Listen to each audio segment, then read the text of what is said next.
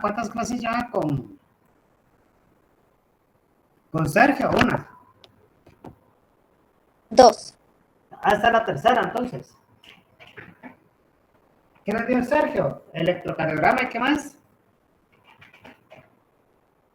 Y generalidades fue la primera. Ya. Bueno, vamos a entrar ya un poquito más en materia. Esto ya es soplo cardíaco, y que les dio electro también, ¿verdad? Les dio electro. Bueno, soplo cardíaco. Después de esa clase, por favor, no quiero oír que vayan a decir a sus pacientes o a la mamá de sus pacientes se le va a cerrar el soplo, porque eso va a ser terrible.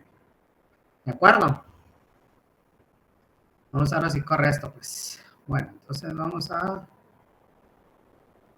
Lo primero que tenemos que pensar es, bueno, ¿qué es un soplo cardíaco? Porque la verdad yo creo que sí tienen bastantes problemas para auscultar, ahora escuchan donde no hay, cuando hay no los escuchan y así. Entonces, ¿qué es un soplo cardíaco? ¿Quién me puede decir algo? ¿Se animan? ¿Cuántos hay conectados? Vi como 10, 11, y ustedes son más, son como 20. ¿Aló? Nadie me... ¿Se escuchan ustedes? Sí, doctor, pensando que algunos creo que están de turno, no sé si se conectaron. Pero de turno, ¿cuántos son? No son muchos. Bueno, vamos a ver con los que estén. Ahí toman una foto de los que estén donde aparezco yo. En alguna foto de ustedes aparezco yo en sus pantallas. Sí. Sí, bueno, ahí toman una foto y me la mandan. Necesito que alguien sea un líder ahí de los R2 para que se dé contacto conmigo, para no tener que comunicarme con todo. 1 o 2, porfa. Oye. Bueno, ¿qué es un soplo cardíaco? ¿Alguien se anima a decir algo?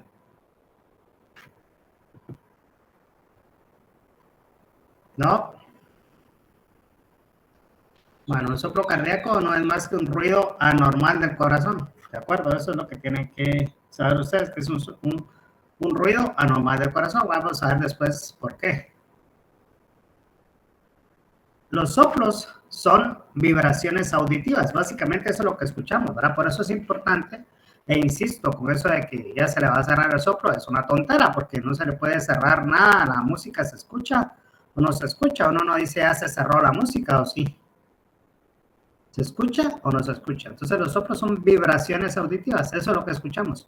Son prolongadas, usualmente prolongadas variables, ¿verdad? Y varían en intensidad, en frecuencia. Frecuencia me estoy refiriendo a la frecuencia del sonido, ¿verdad? Calidad, configuración y duración, ¿verdad? Pero básicamente, esencialmente son vibraciones auditivas. Básicamente es un ruido normal del funcionamiento del corazón, lo que les decía hace un rato, es un ruido anormal del corazón. ¿Por qué? Porque el corazón tiene... ¿Cuántos ruidos normales tiene el corazón? Fisiológicamente.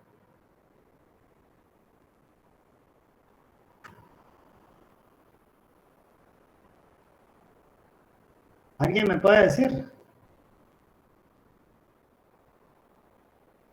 ¿No sería sistólico y diastólico? O sea, pero esos son los... Esos no son los ruidos, estás hablando del ciclo cardíaco, pero ¿cuántos ruidos cardíacos auscultan cuando auscultan un paciente?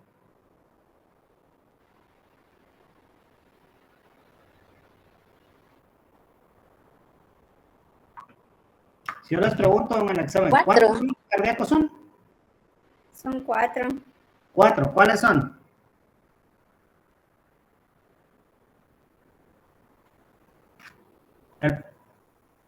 El primer ruido cardíaco, ¿a qué corresponde?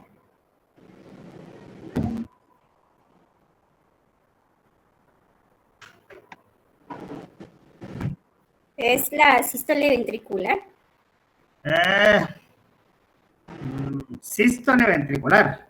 Cierre la válvula. No, pero ¿a qué corresponde? No es tanto, vas a ver cuando veamos el ciclo, que vamos a revisar el ciclo cardíaco. En palabras simples, el primer ruido cardíaco corresponde A, el segundo ruido cardíaco corresponde A, el tercer ruido cardíaco corresponde A y el cuarto ruido A. Entonces, el primer ruido cardíaco, ¿a qué corresponde?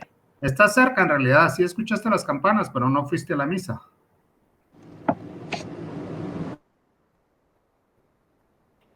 El primer ruido cardíaco es el cierre de las válvulas aurículo-ventriculares, la mitral y la tricúspide, ¿de acuerdo? Ese es el primer ruido cardíaco. El segundo ruido cardíaco es el cierre de las válvulas aorta y pulmonar o las válvulas sigmoideas. Entonces ahí van dos, ¿verdad? El loop-dup que uno escucha, loop-dup, que es lo que usualmente escuchamos.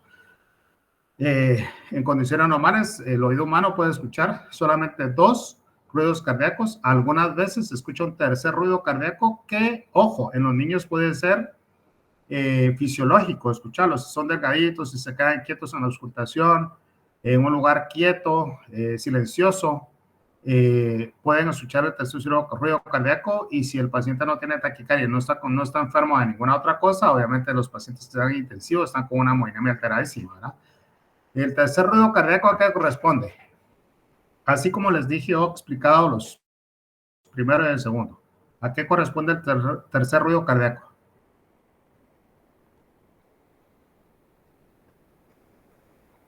Al llenado rápido ventricular, ¿de acuerdo? Llenado rápido ventricular. Entonces, eso es el tercer ruido cardíaco. Algunas veces, en algunos casos, en algunos niños se puede escuchar y no significa que sean patológicos. Vamos a ver en cuándo es patológico. ¿Y el cuarto ruido cardíaco? ¿Alguien?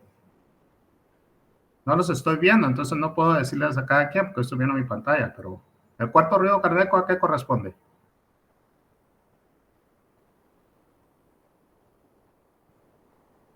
A la sístole auricular, contracción auricular, y eso sí básicamente se escucha en condiciones patológicas, pero en realidad, como por eso les dije al inicio, que el oído humano con un buen estetoscopio, ¿verdad? Porque hace 2 días fui está conectada, ¿cómo se llamaba la doctora?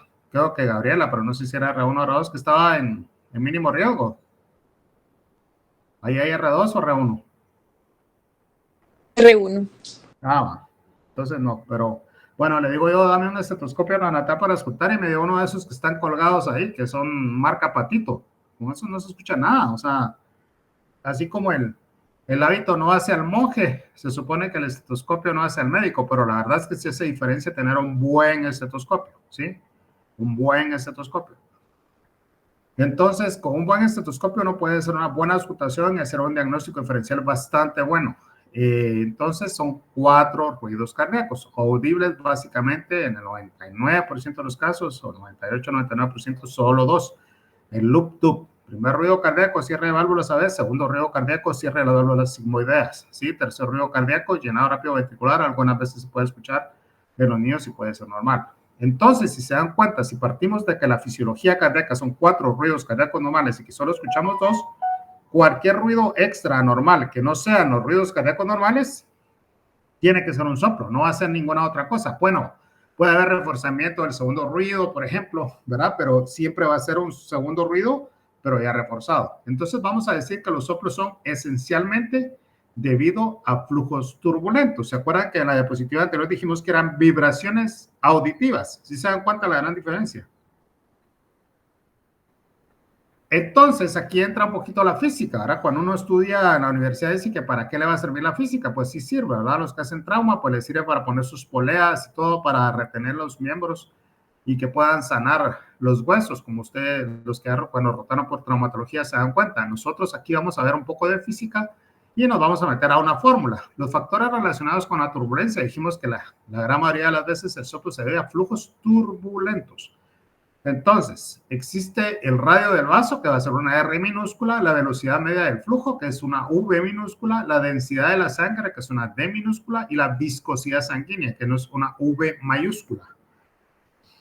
Esos factores son factores relacionados con la turbulencia, y entonces para eso existe una fórmula,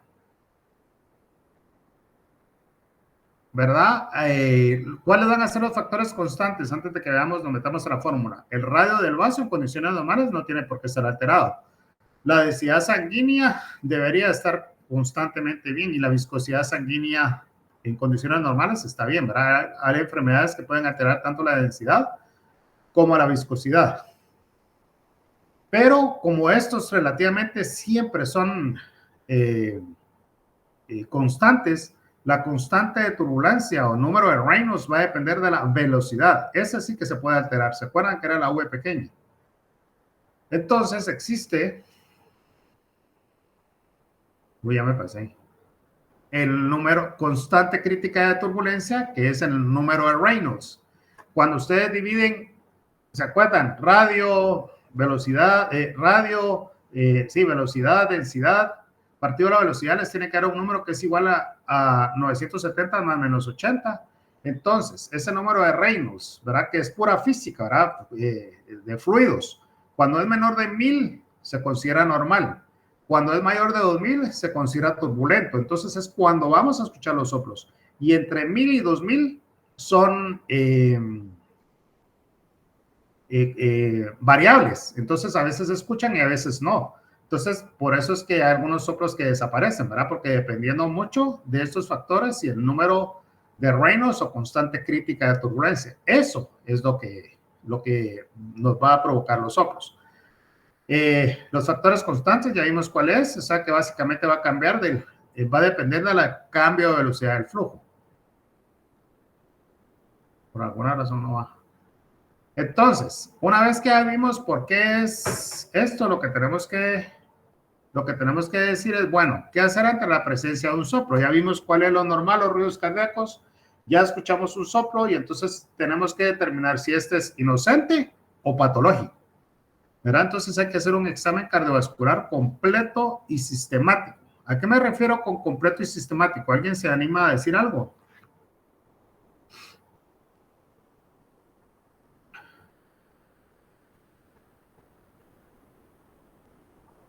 Les digo esto porque en la mayoría de los casos todos toman el estetoscopio.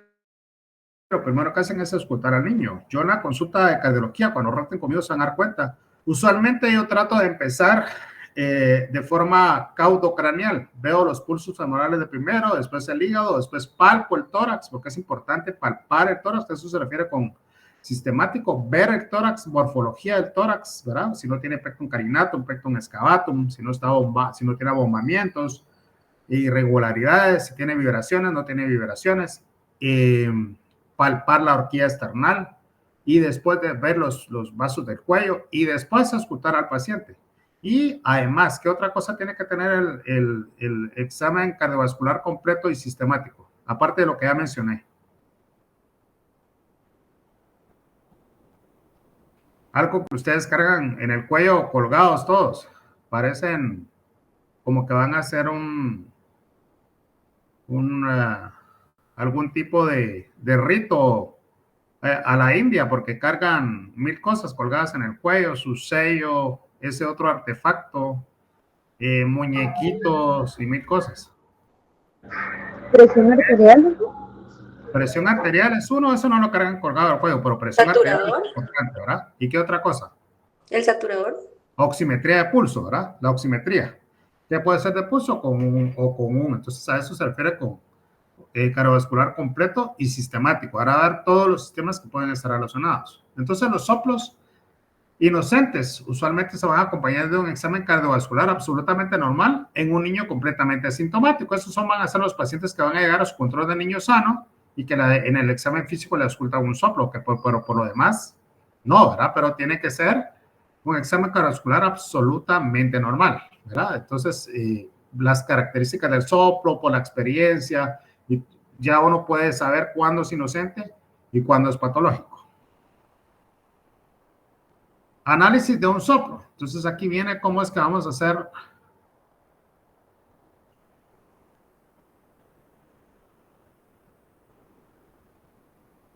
No me bajan bien las diapositivas, no sé por qué. El análisis sistemático de un soplo tiene que ser así. Uno, básicamente son 7 cosas, ¿verdad? Tiempo en que ocurre. En el tiempo en que ocurre me refiero si es en la mañana, en la tarde o al mediodía, o qué me refiero con el tiempo en que ocurre.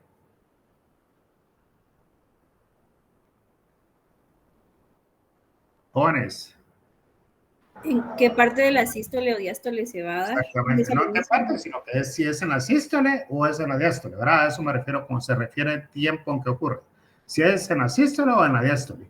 La intensidad. He visto algunas consultas que dicen de un soplo 1 o 2 sobre 4. O no se saben los números romanos o no se sabe la clasificación o ambas cosas, ¿verdad? Porque la intensidad fue descrita desde 1933, se usa eso en todas partes del mundo. Por ahí hay alguien que le pone Freeman y alguien más, pero Freeman y Levin en 1933 fueron los que hicieron la clasificación de 1 a 6 para los soplos, y esa es la que se sigue manejando, y la idea es que si ustedes van a entrenarse en cualquier parte del mundo, puedan decir que un soplo 3 de 6 es aquí, y en Japón va a ser 3 de 6 también, ¿verdad? Entonces, tiempo que ocurre, intensidad que es de 1 a 6, forma. ¿Qué significa la forma? Los sistólicos usualmente van a ser de inyección y de regurgitación.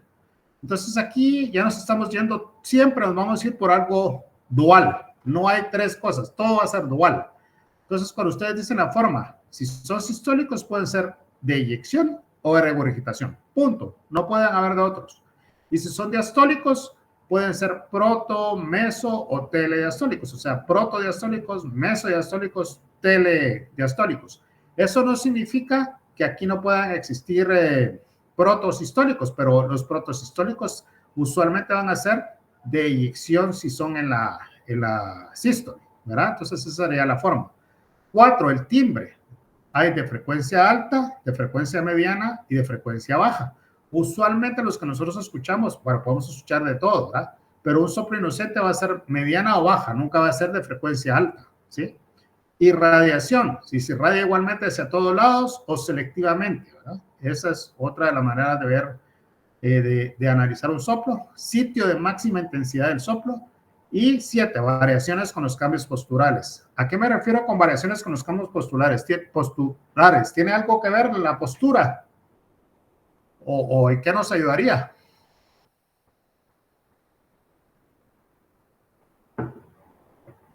Solo damas hay conectadas, no escucho a ningún hombre.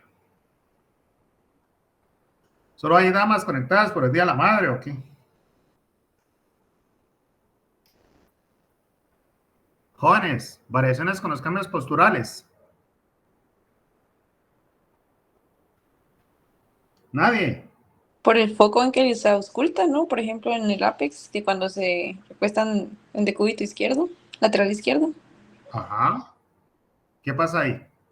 Que se escucha más fuerte. ¿Y eso en qué patología pasa? Porque sí es cierto lo que decís, pero en una patología en específico. ¿Dónde escuchaste eso? ¿Dónde lo viste? Recuerdo que en semiología nos enseñaron que los colocábamos del lado izquierdo. ¿En semiología? Sí. Ah, bueno. O sea, sí, es lo que les digo. Escucharon las campanas, pero no fueron a la misa. Y no les daba el diácono, ni siquiera el diácono en la misa. Entonces, eso que tú decís es cierto, sí, solo sí, en la insuficiencia mitral. En la insuficiencia mitral, lo escuchás en decúbito supino, pero si lo colocas lateral izquierdo, aumenta el soplo, ¿sí? Porque aumenta el retorno y vas a escuchar un poco más intenso el soplo. Entonces, eso es cierto, sí, solo sí, en la insuficiencia mitral, en la insuficiencia tricuspidea también. Verás solo que esa la escuchas un poco más en el centro, no hacia la punta, sino que un poco más al centro del esternón.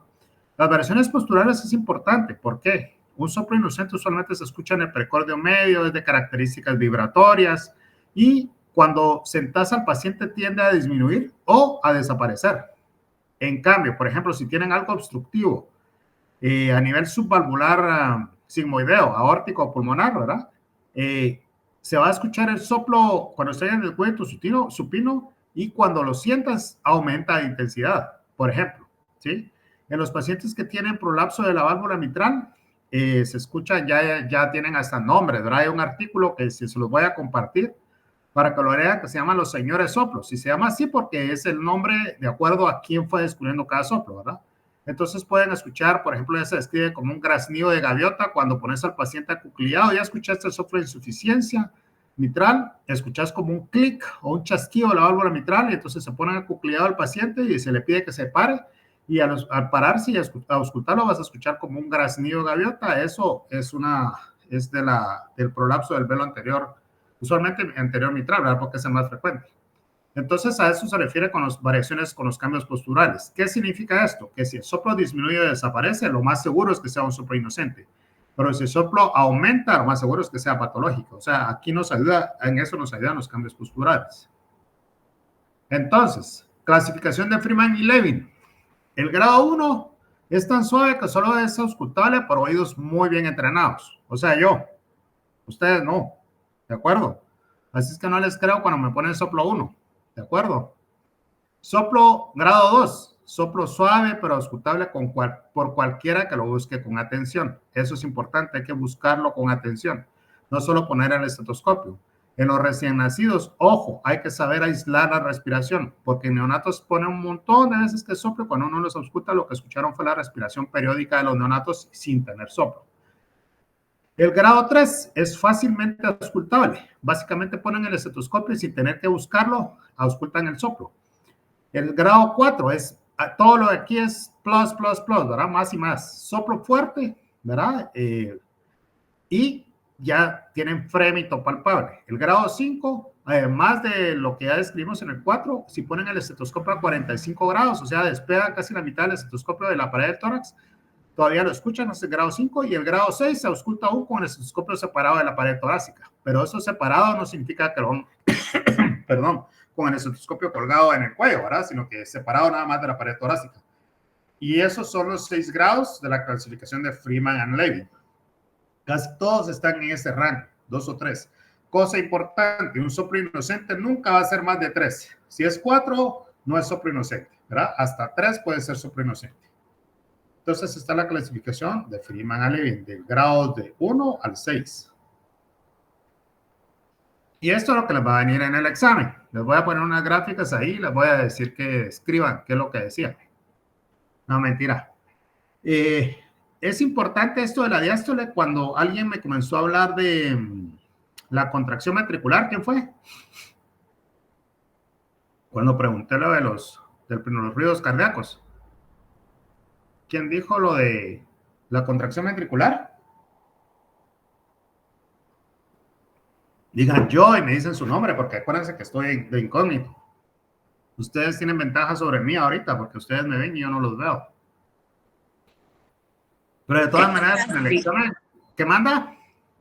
Creo que fue Astrid, pero no sé. ¿Ya se fue o qué? Se aburrió. Entonces, de todas maneras voy a saber sus nombres en el examen, así es que no se preocupen.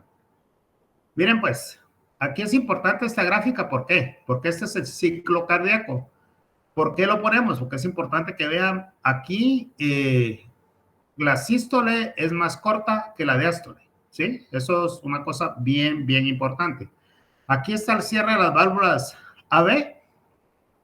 Antes de la contracción es cuando existe el cambio de presiones, ¿verdad? Entonces aquí está la sístole, el primer ruido cardíaco, que está dibujado acá. Aquí está la curva de presiones, cómo cambian las presiones, cómo están los cambios de volumen, además, ¿verdad? Que sería esta curva de acá, y eso sería un fonocardiograma, que son los ruidos cardíacos. Entonces, cierre de las válvulas AB, primer ruido cardíaco. Cierre de las válvulas sigmoideas, segundo ruido cardíaco. Y aquí se tendría que subir el llenado rápido ventricular, que es el tercer ruido cardíaco. Y lo vemos en la columna de acá, ejemplificado. Esto es la sístole. Miren cuánto dura la sístole. Miren, ven, logran en la pantalla ver hasta dónde llega la sístole. Y vean la diástole. ¿Sí la ven? ¿Sí se ve bien la gráfica? Sí, doctor. Bueno, entonces esto lo pueden buscar. Aquí está, si ustedes quieren leer más de la fisiología, aquí abajo está la referencia bibliográfica para que lo busquen. Pero ¿qué es lo importante acá? ¿Verdad? Vamos a fijarnos en esto, contracción isovolumétrica y relajación isovolumétrica, ¿sí? Porque eso nos va a decir cuándo es que suceden el primero y segundo ruidos cardíacos. Esto básicamente me interesa que vean ustedes que en la fase 1 de la sístole, las aurículas están relajadas y los ventrículos se contraen. Por eso se llama sístole, es la contracción de las aurículas, ¿verdad? De los ventrículos, perdón. Las aurículas terminan en la fase 4 de la diástole. Las válvulas AB entonces se cierran. Por lo tanto, eso se llama contracción isovolumétrica y aquí vamos a escuchar el primer ruido cardíaco. Siempre en la sístole, las aurículas van a seguir relajadas y los ventrículos terminan de contraerse y esa es la fase de eyección. Este es el inicio de la contracción, ese es cuando finalmente eyectan todo, esa es la eyección. Ahí hay cambios de presión que ustedes pueden ver acá y hay cambios de volumen, ¿sí? Una vez terminada esta eyección, termina la sístole, que llega hasta acá, y ya empieza la diástole. Las aurículas siguen estando relajadas, los ventrículos están relajados, y por eso se llama diástole, ahora porque reciben. Y las válvulas semilunares están cerradas. Las válvulas semilunares son la aorta y la pulmonar. Esta es la relajación isovolumétrica. Este es el segundo ruido cardíaco. Después nos vamos siempre a la siguiente fase de la diástole. Las aurículas están relajadas, continúan relajadas, los ventrículos están relajados, y aquí es donde sucede el llenado rápido ventricular. Esto sería el equivalente al tercer ruido cardíaco. Ya dijimos que no todas las veces en los niños es patológico.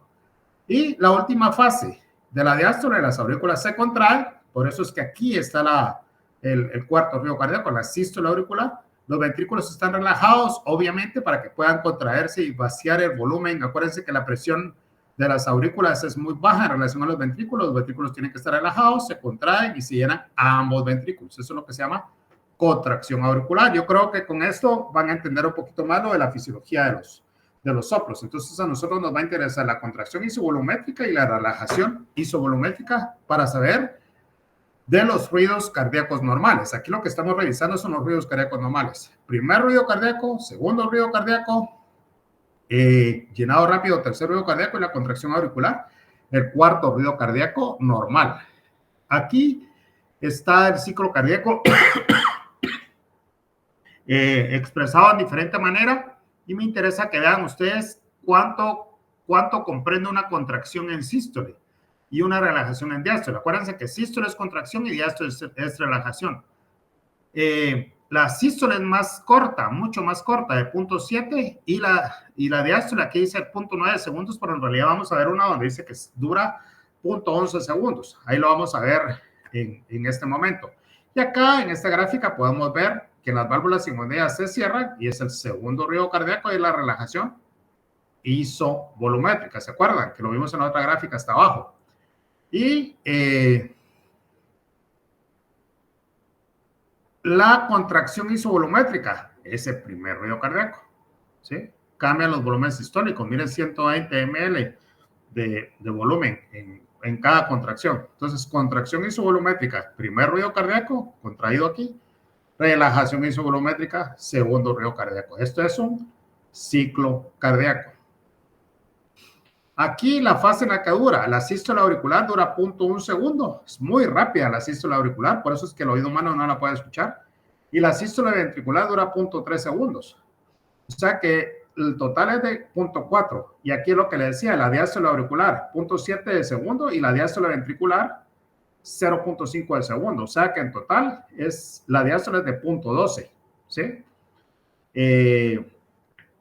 Lo que se refiere acá es que esta es básicamente 0.8 segundos y esta es mayor de 0.8 segundos, pero aquí está bien estipulado, si ustedes lo suman, sístole auricular 0.1 segundo, sístole ventricular 0.3, eso le da 0.4, diástole auricular 0.7 y a diástole ventricular 0.5, le da 0.11 o 0.12. Eso es lo que dura, siempre siendo más larga la diástole. Ahora que ya sabemos la fisiología, nos vamos a las áreas de auscultación cardíaca, que por alguna razón les decimos focos, ¿verdad? No sé por qué, porque no se enciende ni se apaga ningún foco ahí, pero bueno.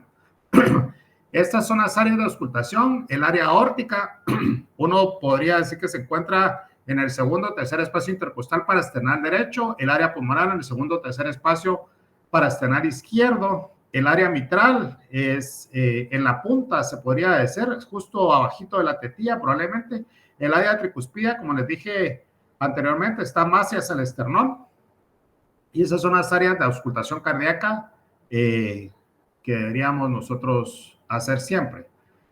Aquí está con puntos para que sea un poquito más específico, pero en realidad es siempre más así, ¿verdad? ¿Por qué? Porque siempre van a escuchar los ruidos irradiados un poco, ¿verdad? Entonces, estos son las áreas de auscultación, ¿ven? Segundo espacio aórtico, segundo espacio pulmonar, un poquito más arriba sobre el esternón tricúspide hacia la punta, la mitral, que son los que tenemos que escuchar.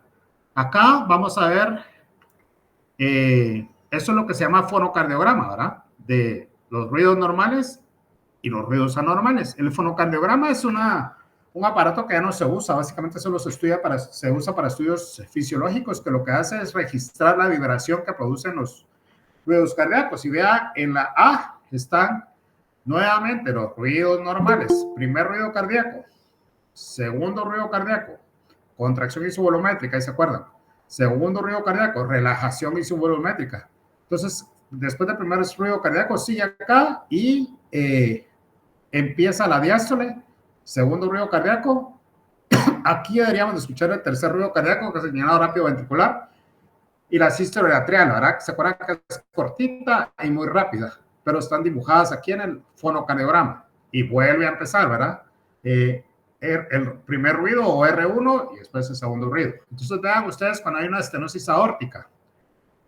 Tienen el primer ruido cardíaco, pero presenta turbulencia en el primer ruido cardíaco, básicamente en toda la sístola. Eso es una estenosis aórtica. Escuchan el segundo ruido y después en la diástole no escuchan nada. Cuando hay regurgitación o mitral o insuficiencia mitral, van a escuchar de más baja intensidad, pero en toda la sístole. Es un holo sistólico, ¿verdad? ¿Por qué? Porque ocupa toda la sístole, de inicio al final. Escuchan el segundo ruido cardíaco y en la diástole nada. Cuando hay regurgitación o insuficiencia aórtica, el primer ruido normal, la sístole libre, y van a escuchar diastólico, el soplo de la regurgitación aórtica. Y después vuelve a empezar.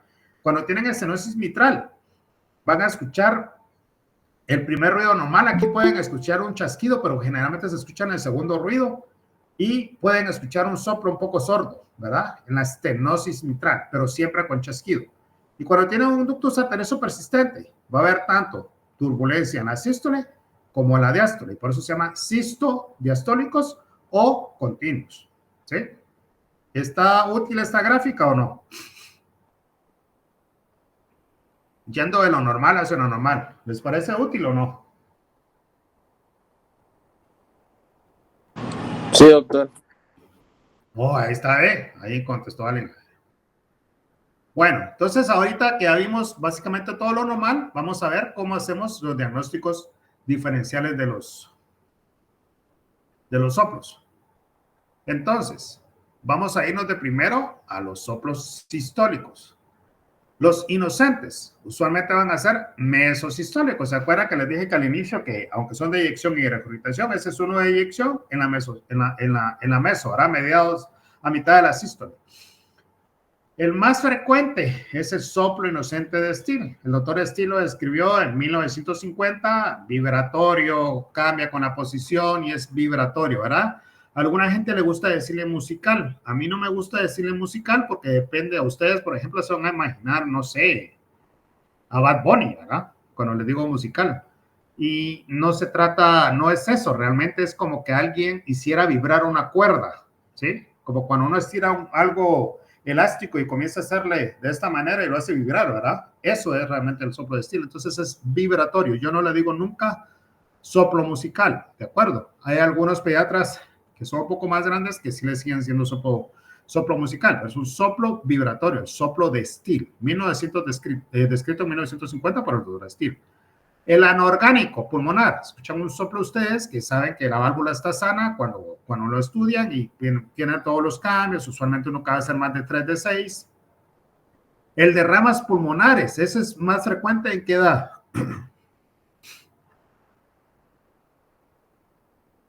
¿Dónde han escuchado ustedes que yo digo de estenosis de ramas pulmonares?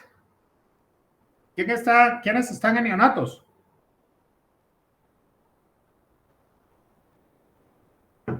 ¿Quiénes están rotando en neonatos ahora? Nadie. Jóvenes, se durmieron todos. ¿Ah? ¿No han visto ese diagnóstico en los ecos? Jóvenes aún. Sí, sí lo hemos visto en neonatos.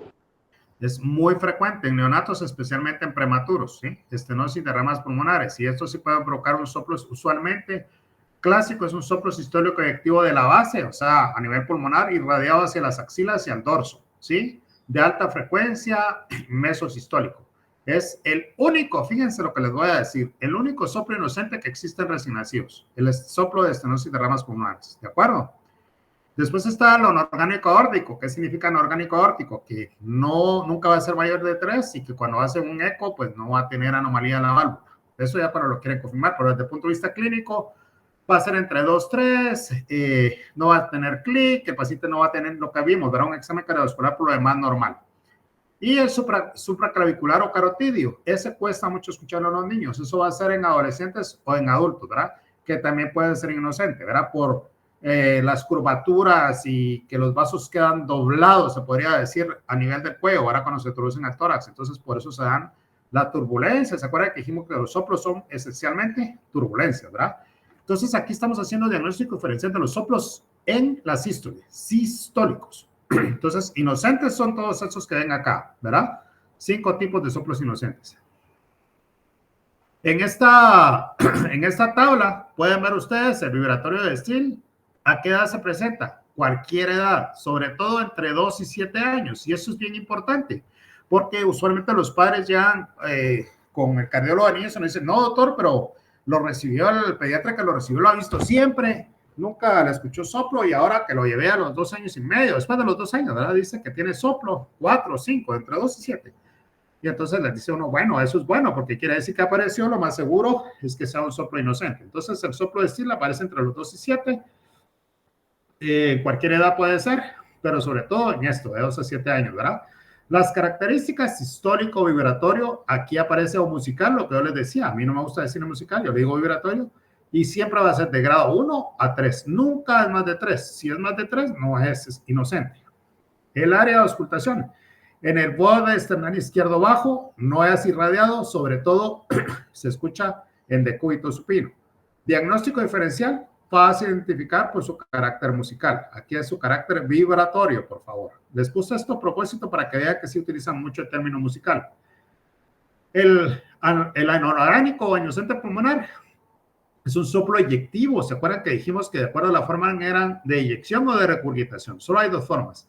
Edad, cualquiera. Lo pueden escuchar a cualquier edad, ni siquiera de definiciones de edades. Características, histórico romboidal, de alta frecuencia, rudo, grado 1, pero nunca más de 3. Aquí creo que la palabra rudo no cabe, pero esta es una clasificación de un libro, así es que, pero la palabra rudo no cabe. De alta frecuencia, sí, grado de 1 a 3. ¿En dónde se va a escuchar? Aquí ya uso una palabrita, ¿verdad? En foco pulmonar, sobre todo en decúbito. Estenosis pulmonar o CIA es el diagnóstico diferencial. Entonces, si ustedes tienen un niño que ya tenga 4 o 5 años, pues el diagnóstico podría ser este, pero tiene que tener otras características. Eyectivo aórtico, se escucha en niños mayores, es muy poco probable que lo escuchen en niños pequeños, ¿verdad? O sea que estamos hablando de niños ya en edad preadolescentes. Es tromboidal, de alta frecuencia, 1 a 3, se escucha en el foco aórtico y el diagnóstico diferencial va a ser estenosis aórtica, ¿verdad? De estenosis de ramas pulmonares del recién nacido, lo que les decía, es el único soplo inocente que existe en recién nacido. Neonatos, lactantes pequeños, se puede escuchar. Sistólico eyectivo de alta frecuencia, que fue lo que les dije, grado de 1 a 2, ¿verdad? Puede ser 2, 3 inclusive. En ambos hemotórax, pero es hemitórax, ¿verdad? No hemotórax. A la gran voy a ver este libro, ese está terrible. Musical, hemotórax, ¿verdad? En ambos hemitórax, axila, lo que les decía, ¿se acuerdan que se raya a la región axilar? Y al dorso, o sea, a la espalda, ¿verdad? Y el precordio, pues no se va a escuchar. Estenosis arterial pulmonar sería el diagnóstico diferencial. El supraclavicular, lo que les decía, niños y adultos jóvenes, ¿sí? O sea que es más en preadolescentes, adolescentes y adultos. Eyectivo corto de alta frecuencia, no es más que 2, sobre las clavículas y cuello, disminuye con la extensión de hombros, bravo a cambiar de posición a cabeza, pero el diagnóstico diferencial puede ser estenosis aórtica, estenosis pulmonar o coartación, ¿verdad? Cuando se escucha supraclavicular. Este es zumbido venoso, lo vamos a ver después porque este es continuo, ¿sí? Y generalmente está asociado, en la práctica clínica, les puedo asegurar que está asociado al soplo de Still. Se escuchan, miren, hasta las mismas edades, sobre todo en 2 a 7 años, a cualquier edad, continuo con acentuación diastólica, grados 3 de 6, disminuir, comprimir la vena yugular o con los cambios de posición de la cabeza. Zona infraclavicular del lado derecho, no izquierdo, ¿verdad? Diagnóstico diferencial ductus, que es muy raro que un ductus sea del lado derecho, pero puede existir, y fístula arteriovenosa. Son los diagnósticos diferenciales pero usualmente si son de baja intensidad, lo más probable, y si está acompañado de un soplo de estilo, lo más seguro es que sea un zumbido venoso. El soplo de la arteria mamaria es en mujeres gestantes y lactantes, ¿verdad? Sistólico continuo, superficial, en la región anterior de tórax, fístula arteriovenosa es un anexo. Eso es súper raro, ¿verdad?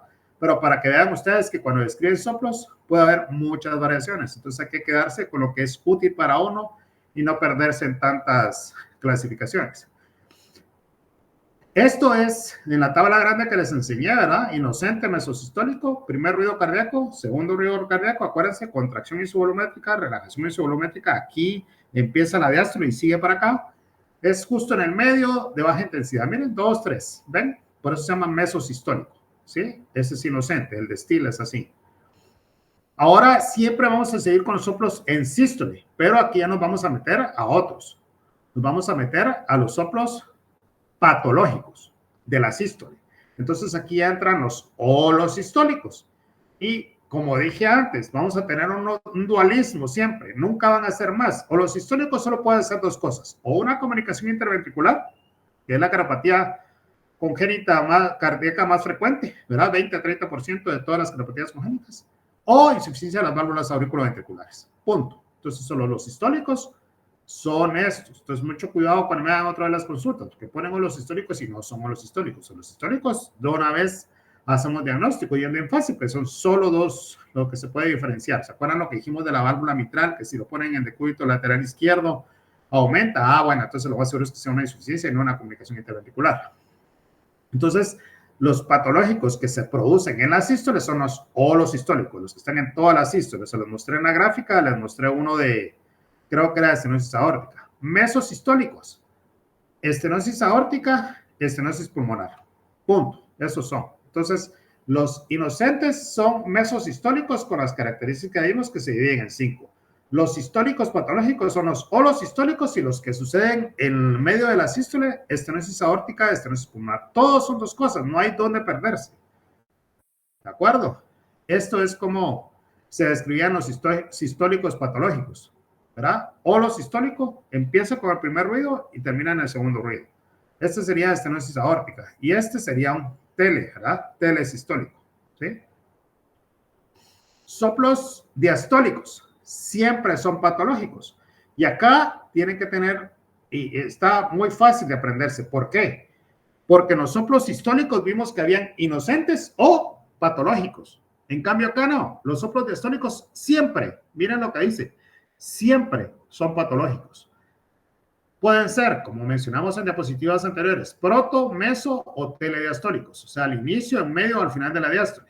¿Cuál es el ejemplo clásico? Insuficiencia en las válvulas sigmoideas, que se los mostré en un cuadro también. Insuficiencia aórtica, insuficiencia pulmonar. Esos son los patognomónicos clásicos, ¿verdad? Siempre son patológicos, si son diastólicos. Soplos continuos, y aquí es donde vengo, con excepción del zumbido venoso descrito en 1867 por Potin. Esto es francés, si alguien habla francés, sabrá que se lee Potin.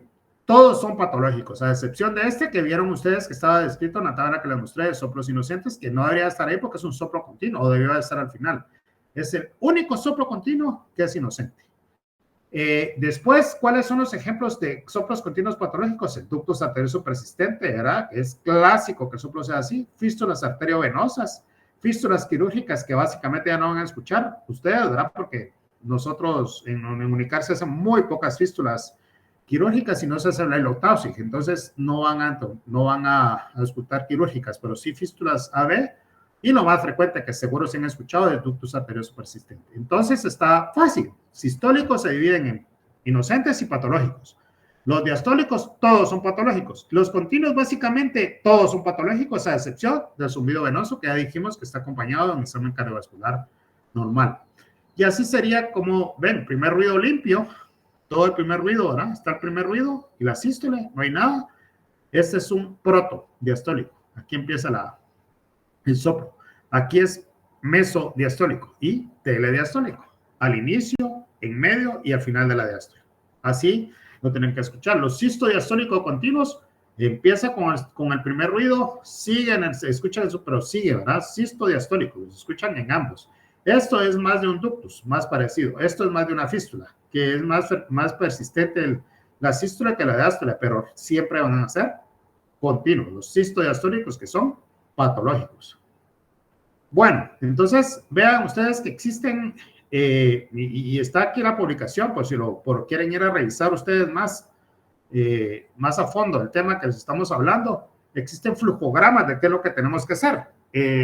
Ustedes, si les pregunto, uno por uno, por favor, no van a hablar todos a la vez porque se me va a bloquear mi computador. Seguimos flujograma para los soplos cardíacos en el hospital, de acuerdo a como ustedes han tenido la experiencia en el año pasado y lo que llevan de en hacer consultas a cardio. No. No. ¿Qué es lo que hacen ustedes?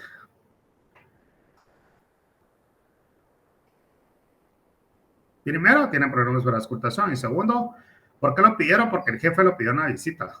El jefe dijo. Y yo creo que se lo escuché. O algunas veces yo no lo escuché. O lo escuchan, pero no seguimos el flujograma, ¿sí? Entonces, para que vean ustedes que en todos lados tienen que haber flujogramas de qué es lo que tenemos que hacer. Nosotros en cardio, pues sí lo seguimos. No, está tranquilo, seguimiento. O miran ustedes que a todos lo mandamos a operar. Ni siquiera nada, ni un 25% mandamos a operar en neonatos. ¿Cuántos mandamos a operar al año? Pues, o sea, es que es donde más mandamos, ¿verdad? Y en la pedia, del lado de la pedia, no. ¿Por qué? Porque seguimos un flujograma. Tienen que tener una preparación, que no tenga anemia, que no tenga infeccioso, que no tenga infección, que no tenga... Son 1000 cosas para preparar a un paciente para cirugía. En los neonatos, pues obviamente los cianóticos son una urgencia, ¿sí? No hay a dónde darle vuelta. Pero entonces, si tenemos un soplo cardíaco, lo que ustedes tienen que ver es, si son sistólicos, ¿se acuerdan que dijimos? Pueden ser inocentes o pueden ser patológicos. Si es mesosistólico grado 2 o menor, asintomáticos sin otros signos, no se necesitan más estudios. ¿Vieron? Soplo cardíaco, soplo sistólico, me vine por esta línea, no se necesitan más estudios. O sea, deberíamos de ser capaces de hacerlo solo clínicamente. Es así en el hospital. Solo uno, por favor. Así lo hacemos. No, doctor. Todo es seco para ustedes. Absolutamente todo. Y se enojan los jefes si no les hacen los secos, ¿verdad? Entonces, si es más 2, 3 de 6, nada, no se necesitan más estudios. Si es protosistólico, mesosistólico, mayor de 3, telesistólico, holosistólico, o sea, que no sea meso, ¿verdad? Acuérdense que los inocentes todos son mesosistólicos. Entonces, si está sintomático o con otros signos de cardiopatía, ¿se acuerdan en el examen cardiovascular completo? Entonces, hay que hacer un eco transtorácico, ¿sí? Eco transtorácico. Eso significa TTE, transtorácico eco. No sé por qué pusieron todo en español y la transcripción está en inglés. Eco transtorácico, ¿sí? Si tenemos duda, entonces ya hacemos eso, esto es como son los gringos, ¿verdad? Son más eco transesofágico, resonancia magnética cardíaca, cateterismo, si así conviene, dice. Nada, ¿verdad? Si nosotros vemos que es patológico, pues ya se refiere a un ICAR y ese ya se tiene que manejar en un centro de alta complejidad cardíaca, no lo podemos manejar en el hospital. Esa es la ruta que tenemos que seguir con los sistólicos, ¿verdad? Con los diastólicos, se dan cuenta que aquí soplo diastólico es patológico. ¿Se acuerdan que dijimos que no existe soplo diastólico bueno? ¿O sí? No, ¿verdad? Todo soplo diastólico es patológico. Eco transesofágico y después ya decimos nosotros qué hay que hacer hasta que lo debemos a operar, ¿verdad? Soplo continuo, vean el soplo continuo. Si es soplo venoso, soplo mamario, no se necesitan más estudios. Y acá sí es un soplo continuo, pero no es este venoso mamario, este es el zumbido venoso de Potán, eco transtorácico y hacer diagnóstico, ¿verdad? Lo más seguro en nuestro país, en nuestro hospital, en nuestro medio, es que sea un ductus arterioso. Criterios para identificar un soplo patológico. ¿Cuáles son los criterios? Todo soplo diastólico, ¿sí? Soplo pansistólico, sistólico tardío, eso significa telesistólico. Soplos muy intensos, o sea, mayor de 3, ¿verdad? O sea, que sean 4, 5, 6. Soplos continuos, soplo que acompaña normalidad cardíaca. ¿A qué se me refiero con anormalidad cardíaca? ¿Y a qué me refiero con pansistólico?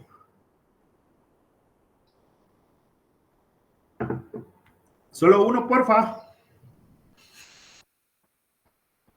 Jóvenes. Yo no voy a dar clases hasta ahora porque se duermen.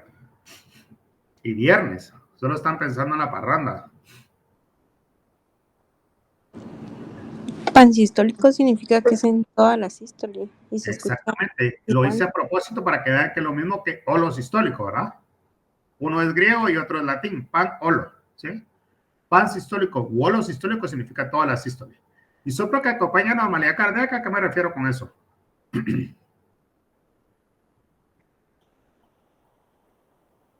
Si en los rayos X de tórax vemos anormalidad, ¿verdad? Cardiomegalia, tronco, arteria pulmonar prominente, alguna forma particular en la silueta cardíaca, o botón aórtico prominente, signo del épsilon, otras cosas, muchas cosas que se pueden ver en los rayos X, ¿verdad? Eso es, dice uno, bueno, aquí tiene que ir a eco, vamos a hacer diagnóstico, o llamarnos a cardio, o sea, no eco, sino que para que nosotros lo evaluamos. Y los síndromes, si tienen un soplo y es sindrómico el paciente, hay que estudiarlo, ¿verdad? Porque lo más seguro es que se acompañe a una caropatía, ¿de acuerdo? Miren, 1 hora, estuvo bien. Esto es lo que decía mi jefe, que era de la edad del doctor Castañeda, no sé si debe tener 92 años. La descripción verbal de los soplos es un pobre sustituto de la auscultación, la que sigue siendo el instrumento de diagnóstico no invasivo más poderoso de la cardiología. Eso decía la doctora Odette Farrú. ¿Se dan cuenta que no digo que el eco, que la resonancia, que no sé qué? La descripción verbal, luego les puedo decir, les puedo hacer aquí que el loop dup, que el primer ruido, que el tercer ruido. No. Cualquier cosa que les diga verbalmente no lo van a aprender si no es auscultando a los pacientes, escuchando soplos, ¿verdad? Y la auscultación sigue siendo el instrumento diagnóstico no invasivo más poderoso de la cardiología. No se les tiene que olvidar eso. Solo una última cosa antes de que se me olvide. ¿A qué se llama ritmo de galope?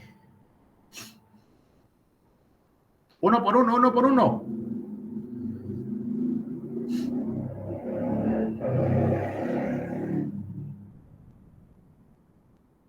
Las doctoras son las valientes. Regresó Adriana. ¿Quién había hablado? ¿Cuál es la definición de galope? Ritmo de galope.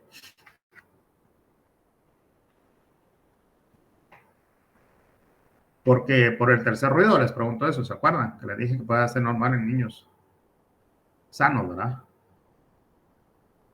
¿Alguien sabe la definición? ¿Se tira al agua?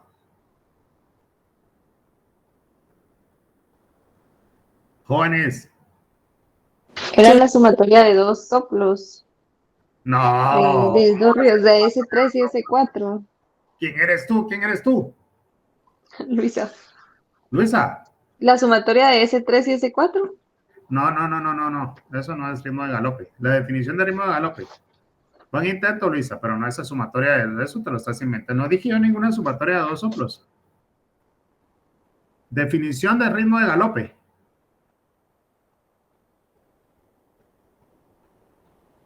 Lo interesante es que el ritmo de galope fue descrito en adultos. Nosotros traspolamos muchas cosas que obviamente la cardiología de adultos tiene mucho más años que la cardiología pediátrica. Es una especialidad relativamente joven, digamos. Si lo comparamos con la de adultos que lo hicieron hace muchísimo más tiempo, ya ¿verdad? A principios del siglo hacían muchas cosas, aparecieron médicos que hacían muchas cosas, sobre todo en la auscultación, en el siglo XIX era impresionante. Pero, como es en adultos, la definición de galope es ritmo cardíaco en 3 tiempos con frecuencias cardíacas mayores de 100 latidos por minuto. ¿Por qué les digo esto? Que es en adultos. Porque esa definición nos cabe como anillo al dedo en niños, especialmente lactantes o los escolares, ¿sí o no? No, porque ellos van a tener frecuencias cardíacas mayores de 100 latidos por minuto y para ellos es normal, ¿sí? Entonces, para nosotros lo que va a cambiar va a ser el 100 latidos por minuto, pero la definición es esa, ritmo cardíaco en 3 tiempos, no 2 tiempos, no loop-doop, pero sino que en 3 tiempos, con frecuencias cardíacas mayores de 100. En nuestro caso, pues va a ser mucho mayor, ¿verdad? ¿Y alguien me puede describir esa imagen que está ahí? ¿A quiénes representan? Es mitología griega, ¿verdad?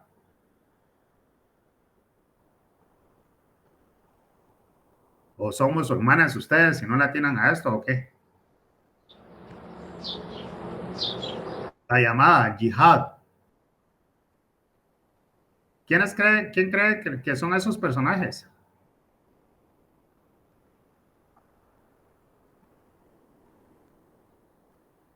¿Alguien?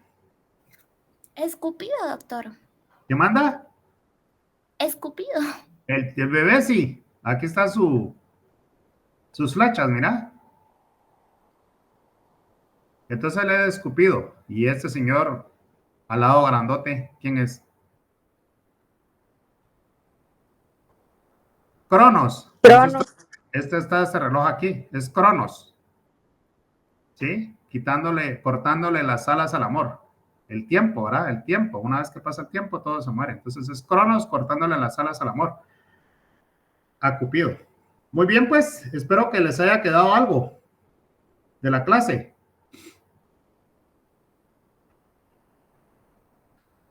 ¿Me ven? ¿Preguntas, dudas, comentarios, críticas? 13 más conectados, no son todos, porque invitan mi par de electivos, así es que, de fellows, perdón, de cardio. Así que ustedes solo están conectados 11. Y son 22. Los quiero ver en el examen. Bueno, pues, entonces, chao. Muchas gracias, doctor. Gracias, doctor. Gracias, doctor. Mira, ¿me miran? Sí, sí lo vemos. ¿Sí me ven a mí ahorita? Sí. Vemos su pantalla. Ah, no, espérame. Dejar de presentar, ¿verdad? ¿Ahora? Ya. Sí, gracias, Va, doctor. pónganse sus cámaras un ratito, pues. Bueno, pues si están desnudos, no, ¿verdad? Primero se visten para verlos. Hola. Hola, hola. Puchica, la pichi estaba conectada. O sea que son menos los R2, mochis. A la poquísimos hay. Ahí toma una foto de esa, por favor. Me la mandan. Muy bien. Para ver si estaban despiertos, güey. La pichi está en el jardín, qué rico. La pichi ya se salía a la clase y no nos dijo nada, la pichi. Muy bien, pues. Hola, doctor. 19 habían conectados. Chao. Que tengan buenas Gracias. tardes. Gracias, doctor. Adiós. Gracias, doctor.